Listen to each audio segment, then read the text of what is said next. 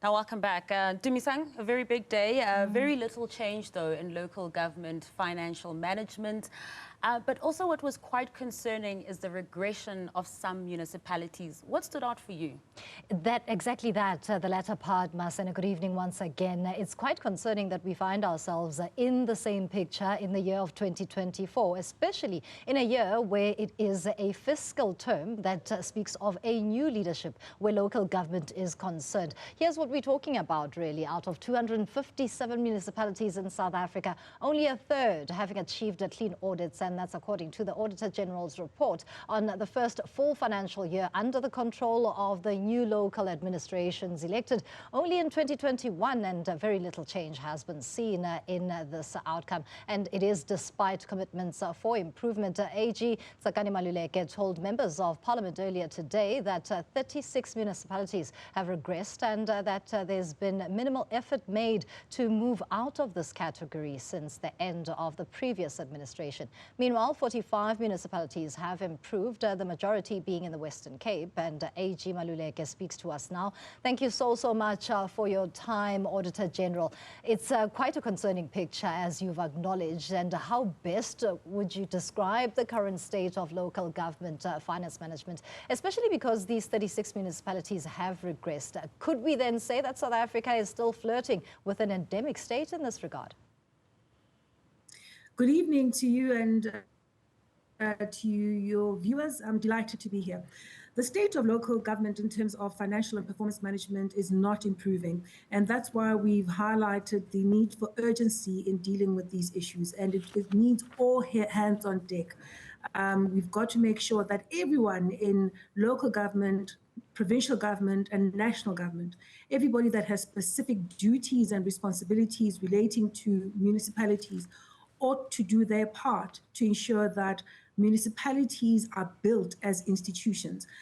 Unless we focus on building institutions such that they have the capability to do what they're supposed to do, we're not going to win the game. We're not going to get to a point where we have municipalities that consistently deliver effectively and with efficiency and economy on the aspirations of citizens. Allow me to ask this before my colleague Masakekana takes over. I'm interested in to what extent really do these failures when it comes to procurement and overall revenue management speak to the skills issue that we often hear of. Auditors in this particular case should have been tasked with these capabilities. Instead, we see this highlighted in the use of consultants, which also cost money.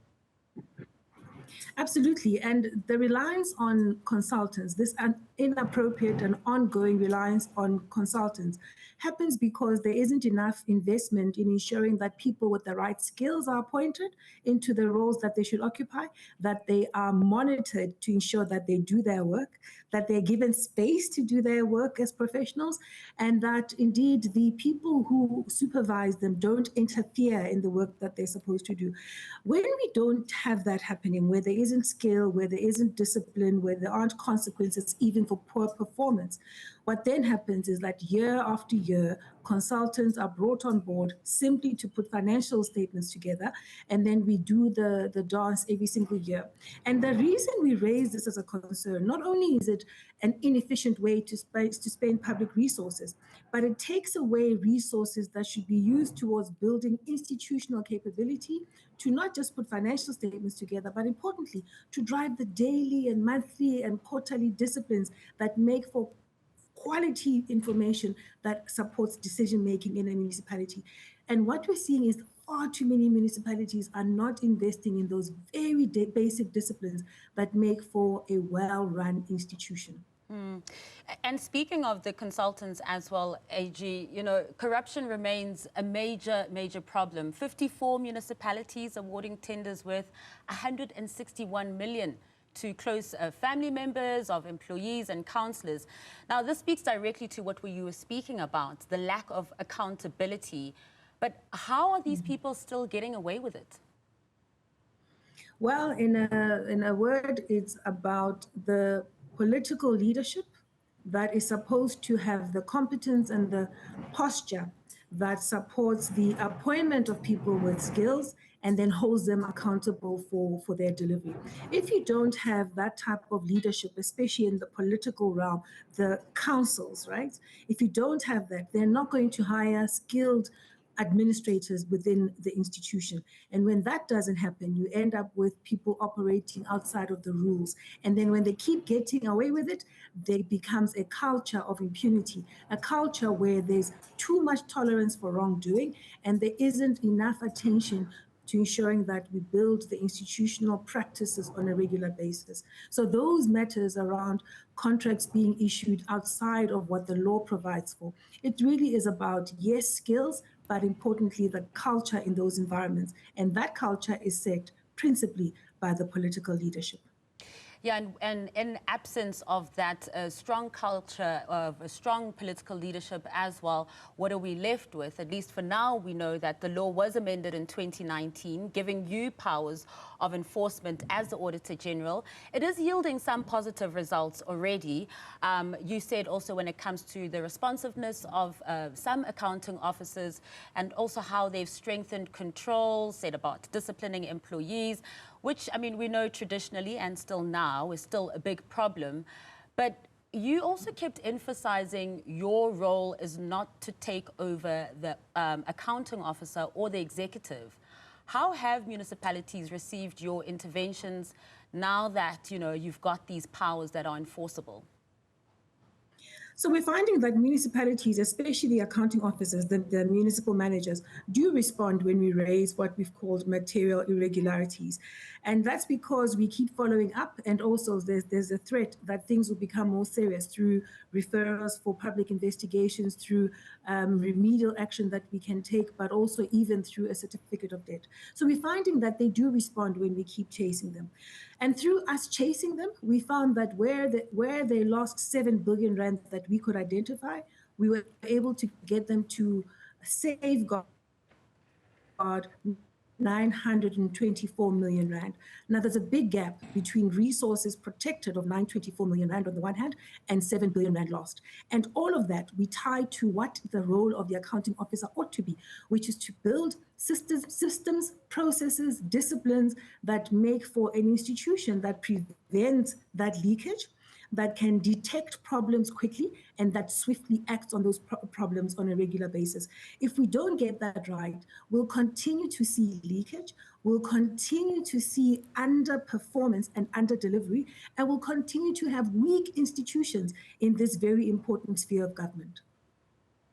AG Dumisang Ndlovu once again here. I'm speaking on the back of your answer there, where corruption along with the irregularities from fruitless to wasteful expenditure as a factor here. It is a serious concern, but the broader impediments outside of just it being a fiscal issue also talks to service delivery. You've quoted some numbers there that they do sound minimal, but at the same time, if you take out 7,000 Rand or 7 million Rand from any budget, it's quite dilapidating for the ordinary South African. Absolutely, and especially if it happens on a repeated basis, it takes away from resources that should be doing something else. And so we keep raising it and saying, yes, you will have a transaction that goes wrong every now and again. The trick is to prevent the things going wrong, but then to detect the ones that go wrong and act quickly. If you don't do that, you're going to continue to see worse and worse problems. And we extended our work this time around to go and inspect projects, right?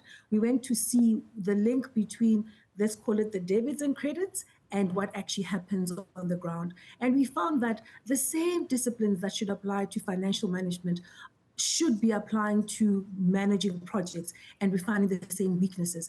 Municipalities end up spending money on projects that either are delayed and remain uncompleted, on assets that they then don't safeguard and have to rebuild, on poor quality infrastructure projects, and yet they pay those contractors. Now, it's similar disciplines where you've got to have somebody with enough skill to manage a project, and municipalities in too many instances don't have that. When you've got somebody who's got discipline to make sure that they monitor this project and they keep the contractor to the terms of the contract properly, and act when the contractor is not delivering as they should.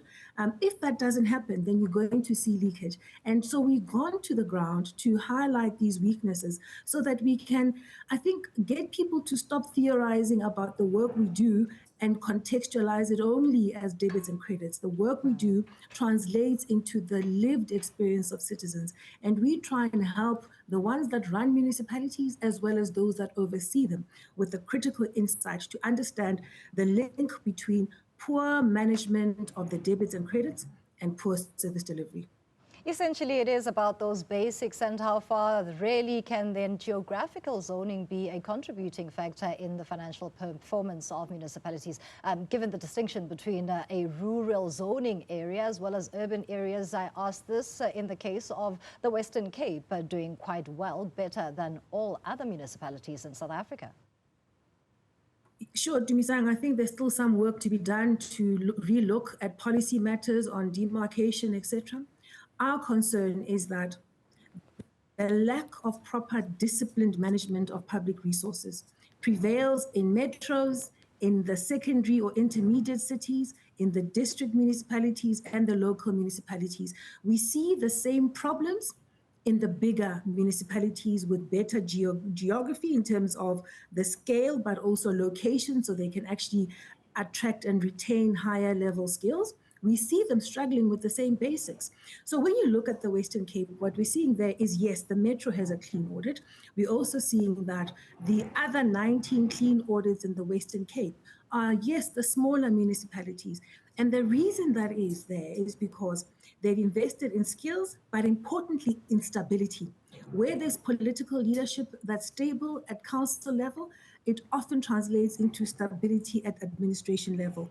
And that allows for longer range planning and execution and for the establishment of the practices that make for a strong institution. And maybe the last part I would highlight in terms of what makes these clean audits work year on year is that the provincial leadership in the Western Cape takes an active interest in monitoring and supporting the municipalities in their province. So a combination of those factors, institutional stability and capability, as well as support from the province, all of that makes for institutions that deliver year on year, not just clean audits, I want to highlight. When we look at their projects, clean audits are the ones where projects are well managed. When we track them, we find that their projects are well managed. And if there's a problem, they detect it quickly and they act on it quickly. And that's what makes for a well-run institution. You know, AG, just following on what my colleague Dumisang has mentioned about the Western Cape leading the pack in terms of the provinces as well, I want us to talk about the ones that aren't leading the pack, the Free State and the Northwest. And in fact, you said it was a drought in clean audits and a tendency not to submit financials.